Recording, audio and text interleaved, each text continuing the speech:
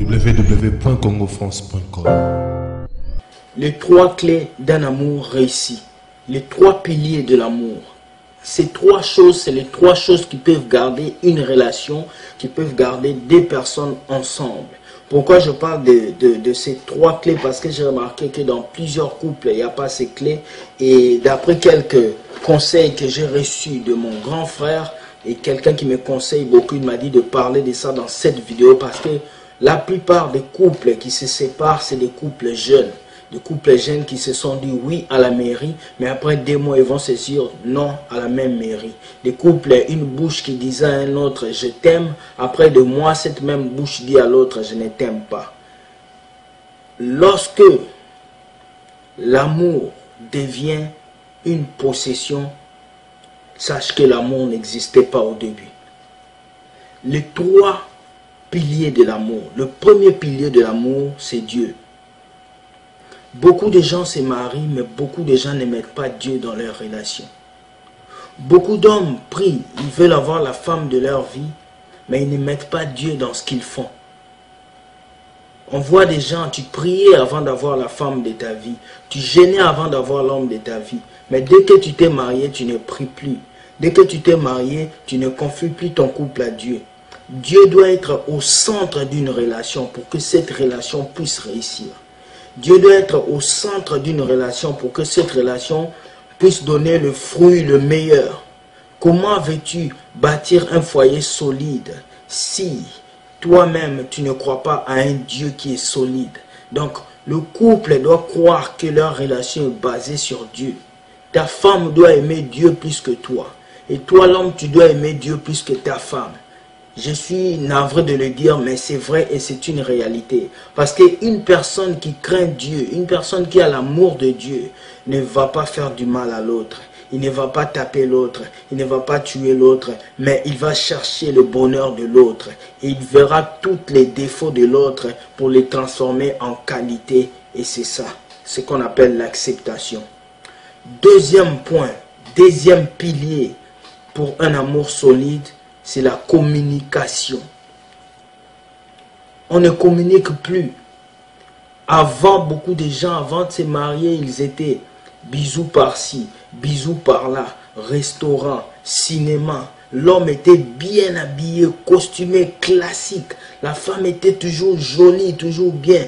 Mais depuis que les deux se sont mariés, papa ne dit plus je t'aime à maman. Papa n'invite plus maman au resto. Maman ne s'habille plus comme elle était avant. Papa n'est plus swag.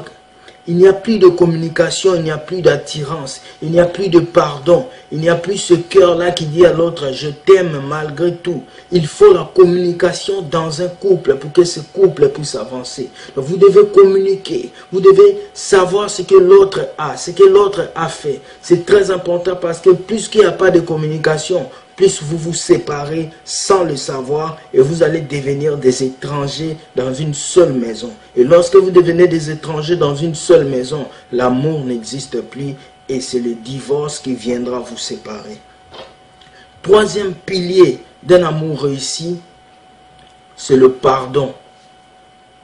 Le pardon et l'acceptation qu'on est être humain. Tout le monde peut commettre une faute.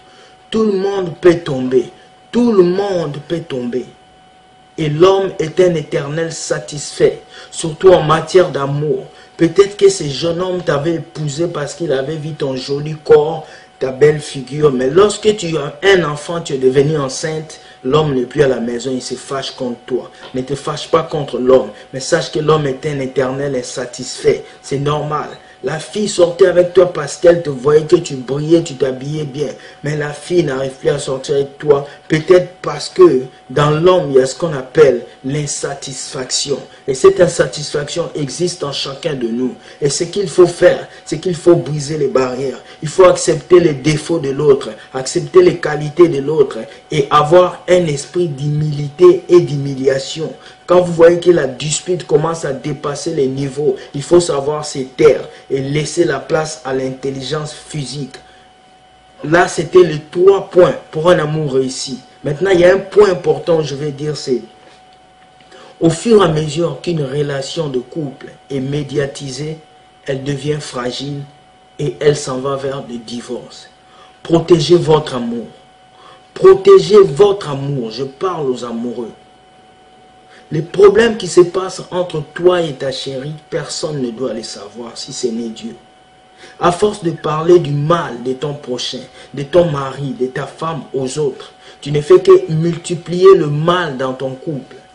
Beaucoup de gens ont détruit leur couple parce qu'ils sont allés discuter des problèmes de couple à l'extérieur. Il y a un problème de couple, gérez ça entre vous et comprenez-vous et ne laissez personne entrer au milieu de vous parce que l'amour c'est deux personnes. Si une troisième personne entre, tout est détruit et tout est gâté. Marchez dans la même vision, faites vos projets, invitez-vous au restaurant, offrez-vous des cadeaux et que votre relation soit meilleure. C'était Will Gospel avec cette vidéo, les 3 piliers de l'amour. Que Dieu vous bénisse. Nous allons passer une autre vidéo la prochaine fois. Et bonne soirée à vous. Je vous aime. Si vous avez aimé cette vidéo, partagez et indiquez au moins 5 ou 4 amis. Et que le nom de Dieu soit béni.